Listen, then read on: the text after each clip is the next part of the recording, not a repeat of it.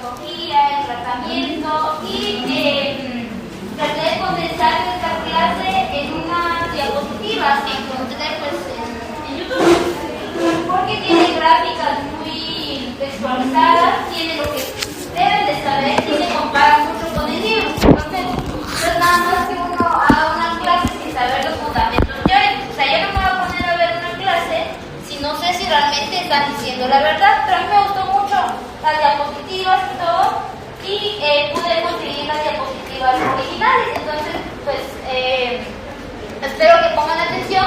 Entonces, ¿con qué fin les digo esto? Entonces, para cuestiones de evaluación, lo que va a venir va a ser la clase, para que pongan atención. Pero no les quiero que también estamos tomando fotos, sino que presten atención.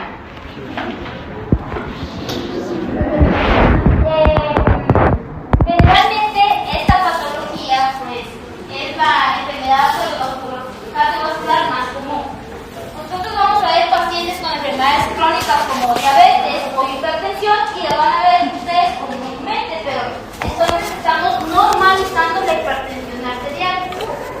Es la principal causa de apoplejía. ¿Qué significa apoplejía? Básicamente, perdón, solo voy a cerrar la puerta.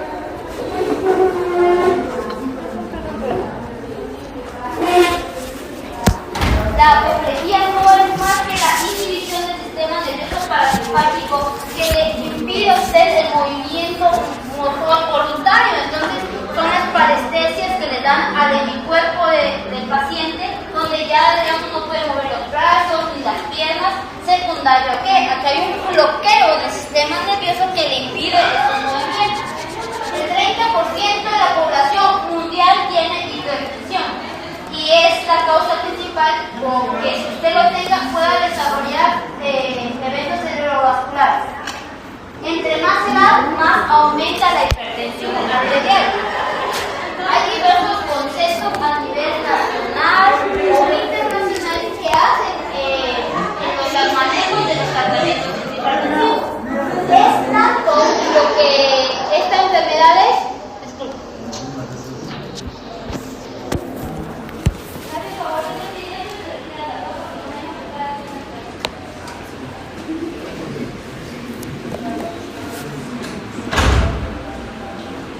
Entonces tenemos que estas guías, cuando ustedes van a entrar al hospital, nosotros nos basamos más en artículos. O sea, ahí casi utilizamos nuestro libro básico, pero siempre tenemos los artículos. ¿Por qué? Porque esos están en constante avance y actualización. Entonces las últimas actualizaciones son del 2018. Todas estas tienen un fin, hacer un manejo adecuado de la hipertensión arterial.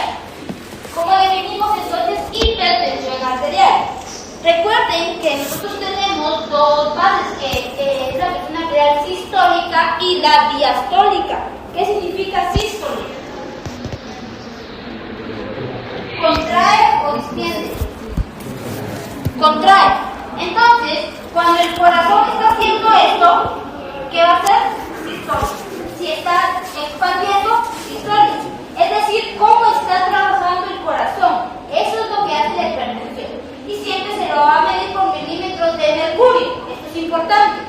Porque, por ejemplo, en mis residentes me ponen en la papeleta 120-80. Sin los milímetros de mercurio, les mando a repetir su ingreso. ¿Por qué? Porque todo signo vital tiene un porqué.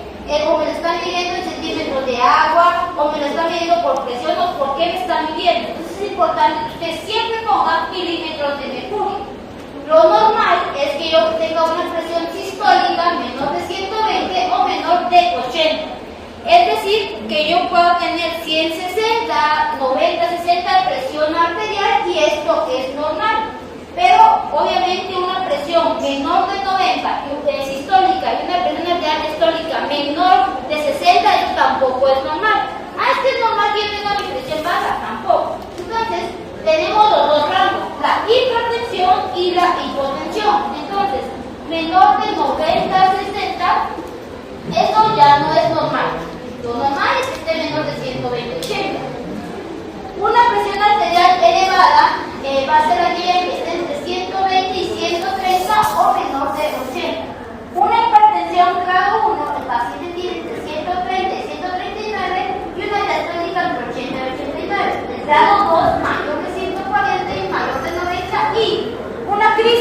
hipertensiva es mayor de 180 y mayor de 120. Esto en pacientes adultos, no en mujeres embarazadas. Ahí cambia mucho el rango de crisis porque va basado en otras patologías. Esto es solo para pacientes adultos no embarazados. Entonces, en el libro les da dos guías, las guías americanas y las guías europeas. ¿Qué les dicen estas guías? Les dice cuándo yo debo medir la presión arterial y cuándo va a estar alterada. Estas guías les dicen que, por ejemplo, la presión arterial sistólica que es medida de una manera normal, mayor de 130 y mayor de 80, y ya ustedes van sospechando. Sin embargo, las guías europeas dicen que no, que debe ser una presión mayor de 140 y mayor de 90. Entonces va variando mucho. ¿Qué deben considerar ustedes? La edad, la complexión y el origen del paciente. Generalmente los pacientes de la costa, cuando vienen aquí a San Marcos, por la presión de la atmósfera, puede que se hipotensen. Entonces aquí vienen todos pálidos y sudorosos. ¿Por qué? Porque están acostumbrados a una presión al nivel del mar en el área costera. Y al contrario, si ustedes del altiplano, sea del área fría, y usted se va a la costa, ¿qué va a pasar? Se va a hipertensar. ¿Por qué? Porque no está acostumbrado a presiones tan altas. Es decir, entre más estemos cerca del mar, las presiones van a ser más altas. Y entre más estemos en la montaña, por ejemplo, van a ser más bajas. Entonces, yo debo saber la compresión. Por ejemplo, la presión arterial que yo manejo es de 160. Y no por eso me estoy muriendo o me está pasando algo. Pero a mí la presión se me sube a 120-80 y me duele la cabeza. Mi cuerpo no soporta este tipo de cambio de presión. Si yo hago una medición diurna mayor de 130 y mayor de 80, ya puedo sospechar una hipertensión grado 1, y las guías europeas dicen que es mayor de 130 o mayor de 85. Entonces, si se dan cuenta, va variando mucho en la medición de la presión. Si usted lo mide a medianoche, entonces las presiones deberían, o mayores de esto, ya son consideradas anormales. ¿Por qué? Porque cuando usted está en la noche acostado, está en un proceso de relajación, pero se supone que su presión debe estar baja, no alta. Entonces, si empieza a elevarse, lo podemos considerar como hipertensión. Si usted hace una medición en 24 horas mayor de 125 o mayor de 75, ya se considera anormal. Entonces, no significa que llega su paciente y tiene 130, 80 ahorita y usted dice, hijo, usted tiene hipertensión. No, usted tiene que hacer estas mediciones por lo menos 2 veces al día para saber si realmente es hipertenso o no. Tiene que hacer mediciones anuales cardiovasculares para saberlo. La terapia normalmente se buscan beta-bloqueantes en pacientes con comorbilidades o indicaciones específicas, o también se debe iniciar la combinación con otras terapias y se debe detectar o ver si el paciente se adhiere al tratamiento, y también se debe ver o medir la presión arterial digitalmente. Eso lo tienen ustedes en su libro, solo que en el libro está en español. Pero, ¿qué significa esto? Que si se dan cuenta, ni las guías americanas ni las guías europeas se ponen de acuerdo. Entonces, ¿cuándo es hipertensión y cuándo no? Entonces, la guía que vamos a tomar son estas, que son guías, que es un consenso general de lo que es la hipertensión arterial. No voy a decir que el paciente es hipertenso solo con una medición. Debo hacer por lo menos 2 mediciones en la mañana, en la noche, al mediodía o 24 horas para valorar si el paciente es hipertenso o no. La presión arterial está mediada por el gasto cardíaco y la resistencia vascular pulmonar. Pero, ¿el gasto cardíaco qué es? El gasto cardíaco es la frecuencia cardíaca por el volumen de tensión en el ventrículo izquierdo. Entonces, ¿qué significa esto? Yo aquí tengo pues el corazón, que tiene 4 cámaras, 2 aurículas, 2 ventrículos, que tienen un flujo sanguíneo que viene de la vena cava inferior, va a la vena cava superior, y todo esto pues al final va a llegar a la arteria pulmonar, que va a hacer una oxigenación. El gasto cardíaco no es, ¿qué dijimos que era? La frecuencia cardíaca llega a los ventrículos. Es decir, tenemos un marcapasos. ¿Cuál es el marcapasos del corazón? El nódulo sinusal. Entonces, tiene que entrar la sangre, ¿por dónde? Por la aurícula. Luego pasa por dos ventanitas que son unas puertecitas. ¿Cómo se llama la del lado derecho y cómo se llama la del lado izquierdo? Mitral y tricúspide. Entonces, tienen que abrirse y cerrarse. Entonces, el corazón está trabajando normal cuando el flujo sanguíneo va a entrar, va a salir y se va a oxigenar. Esta es la precarga y la poscarga. ¿Qué es precarga? ¿Cuánta sangre me está llegando al corazón? ¿Qué es poscarga? ¿Cómo está respondiendo el corazón a ese volumen de sangre que yo le estoy metiendo? La frecuencia cardíaca, ¿qué hace? La contracción del corazón.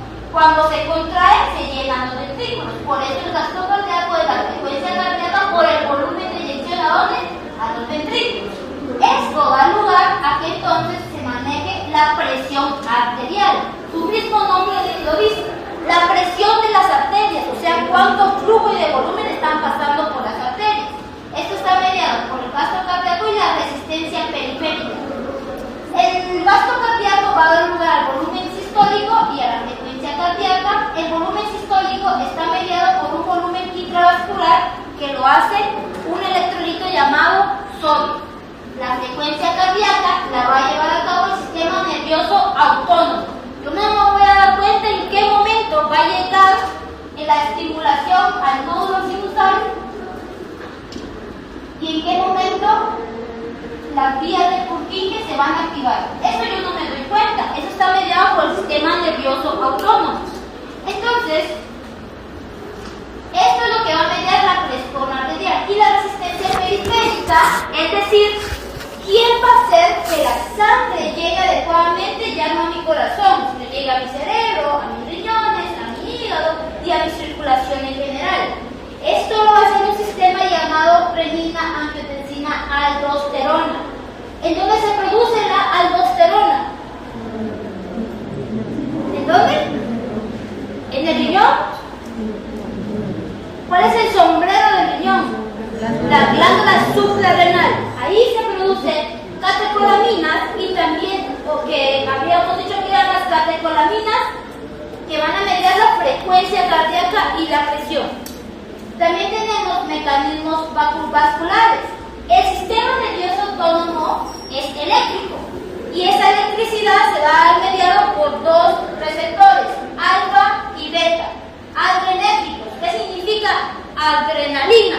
Que va a ser rápido, que va a ir a estimular. Estos pueden ser alfa 1, alfa 2 o beta 1, beta 2 y beta 3. De acuerdo a la unidad receptora eléctrica, así va a ser el mecanismo de acción del fármaco. ¿Entendimos qué es presión arterial o qué es hipertensión? ¿Sí? ¿Sí o no? ¿Quiero escuchar sí o no? Sí. Bueno, entonces tenemos qué pasa o cómo es que la presión arterial se empieza a bajar o a subir.